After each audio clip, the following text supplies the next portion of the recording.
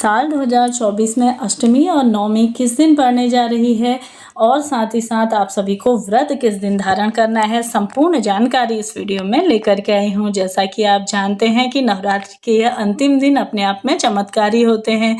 इस दिन यज्ञ, हवन, कन्या पूजन, साथ ही देवी माँ का पूजन विधि विधान से किया जाता है और अपनी कुल देवी मैया का पूजन करने का सबसे विशेष दिन है। आपको ज्वारे कब विसर्जन करने हैं, पूर्ण जानकारी लेकर के आई हूँ। तो जैसा कि आप सभी ने अभी तक भी इस बार, जैसा कि यह काफ़ी दुविधा के विषय बना हुआ है कि नवरात्रि की अष्टमी कब उपवास स्वरूप में करनी चाहिए, 10 को या 11 को। जैसा कि इस दिन आप सभी विधि विधान से सबसे पहले तो गंगाजल मिश्रित जल से स्नान आदि करके माता रानी के दर्शन करके आए। उसके बाद अभी तक भी आपने इन दिनों, जैसा कि कोई नवरात्रियों में कोई विशेष उपवास, व्रत इत्यादि नहीं कर पाए हैं, तो इस दिन आप सभी को अवश्य से ही व्रत धारण करना चाहिए।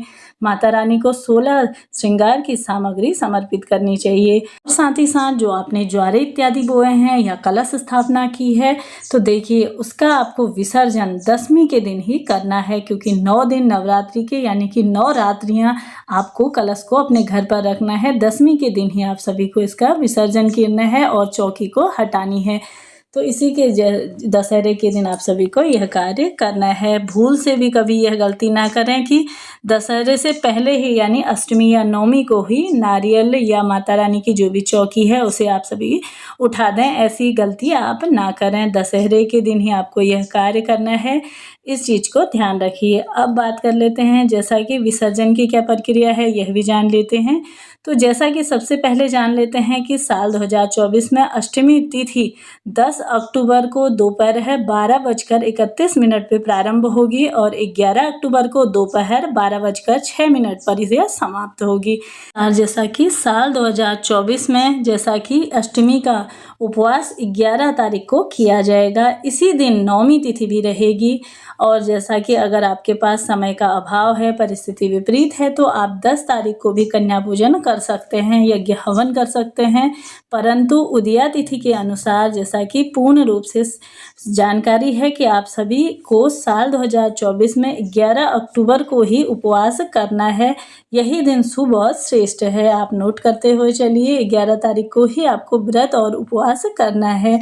जैसा कि पंचांग में भी यह भी लिखा गया है कि आप सभी उससे पहले, जैसा कि आप 10 तारीख को भी कर सकते हैं, 11 को भी करा सकते हैं, कोई टेंशन चिंता की बात नहीं है। अगर आप 11 तारीख को ही नवमी तिथि रहेगी, क्योंकि दोनों एक ही दिन माना जाएगा, तो नवमी के और अष्टमी के दिन दोनों ही 11 को ही मनाई जाएगी।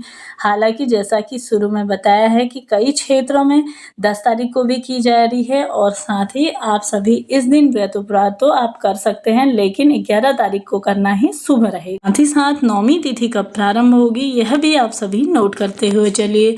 तो 11 अक्टूबर को दोपहर 12:06 पर नवमी तिथि प्रारंभ होगी और 12 अक्टूबर की उस सुबह 10:56 पर यह समाप्त होगी। बात हो गई नवमी और दसवीं, जैसा कि एक ही दिन है 11 तारीख को, अब दशहरा पड़ेगा 12 तारीख को। इसके साथ ही साथ अब बात करते हैं कि चौकी किस तरह से आपको विसर्जन करनी है।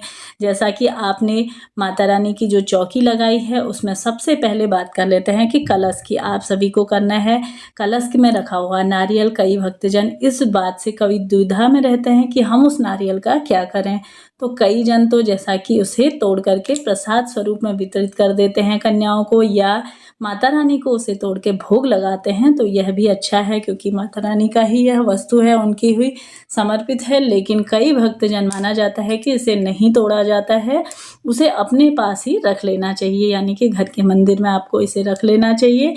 और साथ ही साथ जैसा कि उसके नीचे आप सभी ने जैसा चावल इत्यादि जो बिछा रखे हैं, लोटे के नीचे रखे हैं, उन्हें आप सभी को चिड़िया कबूतरों को डाल देने हैं। साथ ही लोटे में आप सभी ने जो सुपारी और जो भी हल्दी का टुकड़ा, सिक्का इत्यादि आपने जो उसमें डाल के रखा है, उसे आप अच्छी जगह पे अपने घर में या तो किसी गांठ में रख करके आप अपने घर पर, अपने घर की तिजोरी में रख सकते हैं, या किसी साफ सुथरी जगह पे जैसा कि माता तुलसी के बाड़े में भी आप इन्हें रख सकते हैं।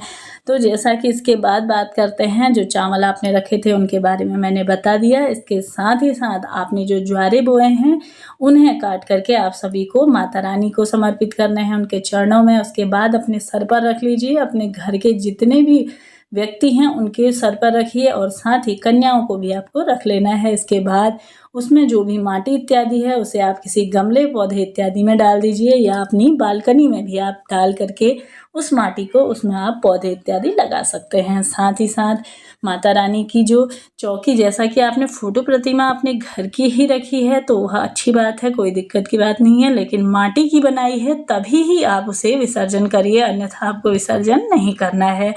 साथ ही साथ जो भी आप सभी ने वहाँ पे फूल इत्यादि जो भी चीज़ें रखी हैं, सिक्के इत्यादि, फूल, फल जो भी आपने रखे हैं, सबसे पहले तो उन्हें आप सभी को प्रसाद स्वरूप में समर्पित करना है। उसके बाद जो भी छोटी बड़ी सामग्रियाँ हैं उन्हें आपको किसी फल के वृक्ष के नीचे आप सभी को इन्हें रख लेना है, क्योंकि ऐसा ध्यान रखिए कि पूजा पाठ की कोई भी चीज़ें पैर इत्यादि में नहीं पड़नी चाहिए। इसलिए जैसे कि आपके घर की बालकनी है वहाँ पे आप रख सकते हैं, या कोई छोटा सा पेड़ पौधा आपके यहाँ जैसा कि फल का वृक्ष है तो उसकी जड़ पर भी आप सभी रख सकते हैं। अन्यथा कोई जल इत्यादि आपके आसपास जल का स्रोत हो तो वहाँ पे आप सभी इनको विसर्जित कर सकते हैं। तो इस तरह से आप यह कार्य कर लीजिए। और साथ ही साथ इस दिन आप सभी जैसा कन्या पूजन, हवन इत्यादि करते हैं तो उसमें भी जैसा कि यह सिक्के, सुपारी इत्यादि अगर जो आपके बचे हैं उन्हें भी आप सभी जैसा हवन में भी यूज़ कर सकते हैं। तो यह कार्य है, इस तरह से यह नियम है, तो आप सभी अवश्य से ध्यान रखिए और अपनी पूजा पाठ को सफल बनाइए। मिलते हैं नेक्स्ट वीडियो में, तब तक के लिए जय माता दी।